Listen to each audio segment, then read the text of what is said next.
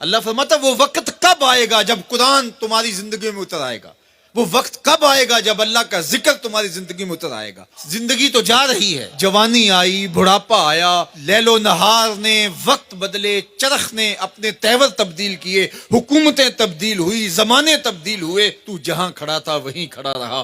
40 سال عمر عزیزت گزشت، مزاج تو از حال طفلی نہ گشت۔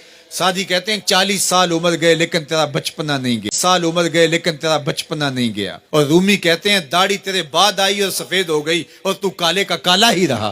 تیرے اندر نور نہیں آیا، تیرے اندر روشنی نہیں آئی، یہ تیرے بعد آئی اور پھر سفید بھی ہو گئی، لیکن تو ابھی تک کالے کا کالا ہے۔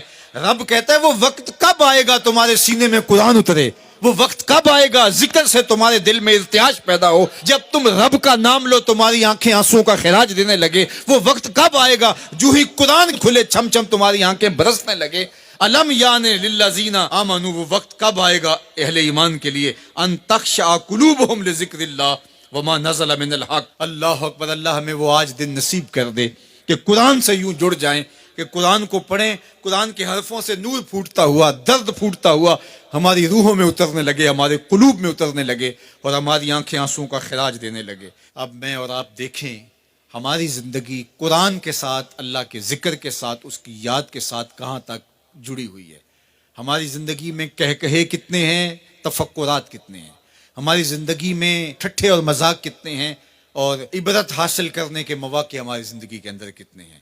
پھر ارشاد فرمایا اعلموا، جان لو، انما الحیات الدنیا لعب و لہو و زینت و تفاخر بینکم، یہ دنیا ہے کیا جس کے پیچھے تم نے سب کچھ برباد کر دیا۔ سب سے قیمتی اثاثہ تو دل تھا، اس دل کو بھی دنیا کے لیے وار دیا۔ یہ دل تو رب نے اپنے لیے بنایا تھا، اے دل حجرہ رب سچے دا، یہ اس سچے رب کا حجرہ تھا۔ قلوب المومن عرش اللہ، مومن کا دل تو اللہ کا عرش تھا، لیکن اس عرش پہ بھی غیروں کو بٹھا لیا تو نے۔ جو تخت اس کا تھا، جس تخت پہ اس کی تجلیات کا نزول جلال ہونا تھا، اس دل پہ درہم و دینار اور ڈالر اور پاؤنڈ اس دل کے اوپر بٹھا لیے، یہ دل کے اوپر بٹھا لیے۔ یہ دل تو حجرہ رب سچے کا تھا، تو نے اس دل کو بھی اجاڑ دیا۔ تو یہ دنیا جس کے لیے تو نے سب کچھ کیا ہے کیا؟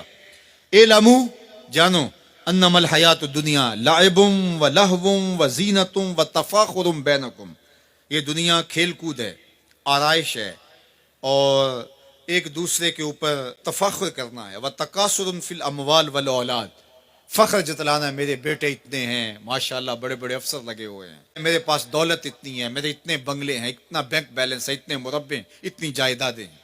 انسان ساری زندگی یہی کرتا رہتا ہے۔ وَمَا الْحَيَاةُ الدُّنْيَا إِلَّا مَتَاعُ الْغُرُورِ، اور جو دنیا کا ساز و سامان ہے سوائے دھوکے کے سامان کے اور کچھ نہیں ہے۔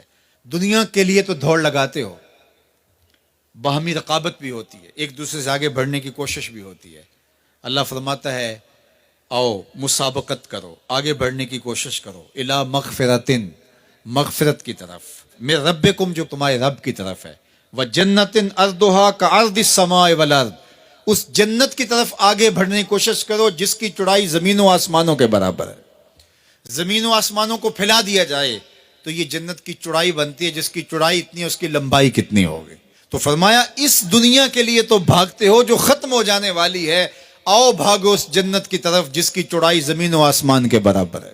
اعدت للذین آمنوا باللہ ورسولہ، یہ اہل ایمان کے لیے تیار کی جا چکی، وہ موتیوں کا محل، وہ یاقوت کا محل، وہ زبرجد کا محل، وہ خالص مشک کا محل جو تمہارے لیے بنایا ہوا ہے، تم نے جانا ہے، اور تمہیں دروازہ کھولنے کی بھی ضرورت نہیں ہے، منتظر دربان کھڑے ہیں جو تمہارے لیے دروازہ کھول کے تمہیں مرحبا کہیں گے اور سلامتی تمہارے اوپر پیش کریں گے۔ وہ تمہارے لیے تیار کر چکا ہے۔